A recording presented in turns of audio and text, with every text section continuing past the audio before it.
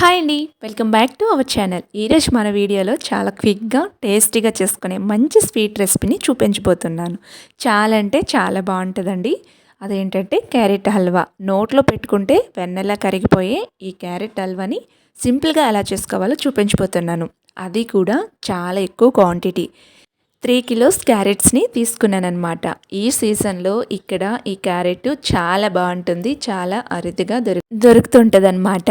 So ఇప్పుడు ఈ 3 kilos క్యారెట్స్తో నేనైతే ఒక హల్వాని ఈరోజు చేసి చూపిస్తాను. ముందుగా అయితే క్యారెట్ని ఇలా పైనున్న తొక్కని ఫిల్అప్ చేసుకోవాలన్నమాట.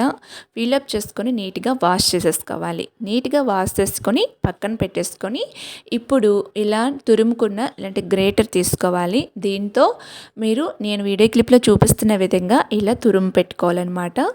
సో మొత్తం నేనైతే క్యారెట్స్ మొత్తం కూడా ఇదే విధంగా తురుముకొని క్యారెట్ తురుముని అయితే రెడీ చేసి పెట్టేసుకున్నాను. చూసారు కదా, ఈ విధంగా క్యారెట్ తురుముని మనం తురుముకొని పక్కన పెట్టుకోవాలన్నమాట. నేను 3 కిలోల క్యారెట్స్ కూడా ఇలానే తురుముకొని వీటిని ఇప్పుడు పక్కన పెట్టేస్తున్నాను అనమాట.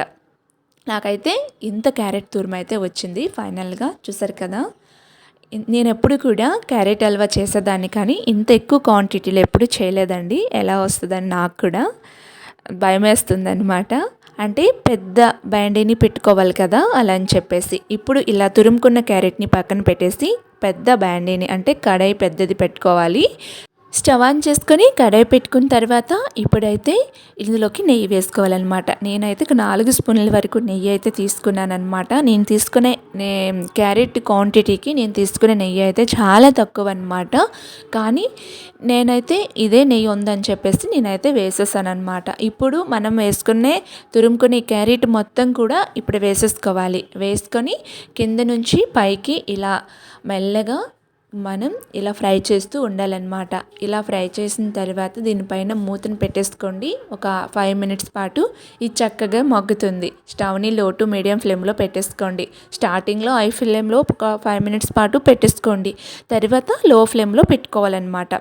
ఇలా పెట్టిన తర్వాత క్యారెట్ దగ్గరగా బాగా నీరు ఆరిపోయి చక్కగా ఇలా వచ్చింది అనుకునేటప్పుడు ఇప్పుడు నేనైతే ఇందులోకి 2.5 కప్పుల వరకు పంచదార అయితే తీసుకున్నాను అనమాట.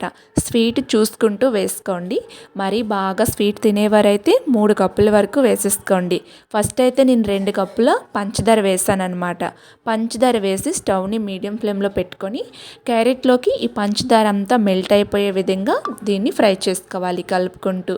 తర్వాత మళ్ళీ స్వీట్ చూశాను, మళ్ళీ స్వీట్ తక్కువ అనిపించి నేను హాఫ్ వరకు వేసాను, అంటే హాఫ్ కప్పు వరకు వేసాను. టోటల్గా నాకైతే 2.5 నుంచి 3 వరకు పట్టిందనమాట. అంటే 3 కిలోల క్యారెట్ తురుముకి నాకు 3 కప్పుల పంచదార అయితే ఎగ్జాక్ట్గా సరిపోతుంది. కొంచెం స్వీట్ ఎక్కువ అనిపిస్తుంది ఫుల్గా 3 కప్పులు వేసుకుంటే, లేదనుకుంటే 2.5 కప్పుల వరకు వేసుకోవచ్చు.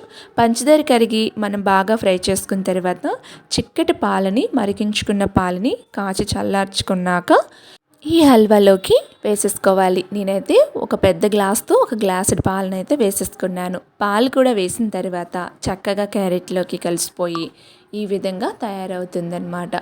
ఇలా అవుతుంది. దీన్ని స్టవ్ని లో టు మీడియం ఫ్లేమ్లో పెట్టేసుకొని చేసేసుకోండి. ఇది ఇలా దగ్గర పడిన తర్వాత ఇప్పుడు ఇలాచీల్ని ఒక 4 లేదా 5 మంచి ఫ్లేవర్ కోసం ఇలాచీ పౌడర్ ఉంటే వేసుకోండి. లేని వాళ్ళు ఇలాచీల్ని 2 దంచుకొని వేసేసుకోవచ్చు. సో ఫ్లేవర్ అయితే చాలా బాగా వస్తుందన్నమాట. నేను వేసుకున్న నెయ్యి ఇంకా ఇలాచీలు వేసిన తర్వాత ఫ్లేవర్ చాలా బాగుంది. స్వీట్కి ఇలాచీల ఫ్లేవర్ చాలా బాగుంటుందన్నమాట.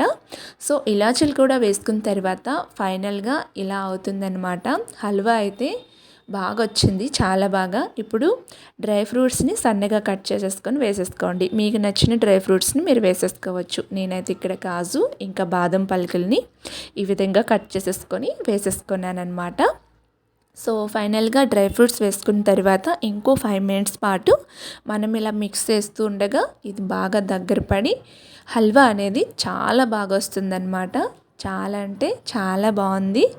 సో నేను ఫస్ట్ టైం చేస్తున్నాను, ఇంత క్వాంటిటీ ఈ హల్వా ఎలా వస్తుందా ఇంకా అనుకున్నాను. చాలా బాగా వచ్చిందనమాట.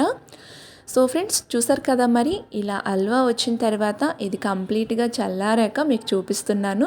ఫైనల్గా అయితే క్యారెట్ హల్వా రెడీ అయిపోయింది. హల్వా అయితే చాలా బాగా వచ్చింది, టేస్ట్ కూడా సమ్మండి, అంత బాగుందన్నమాట.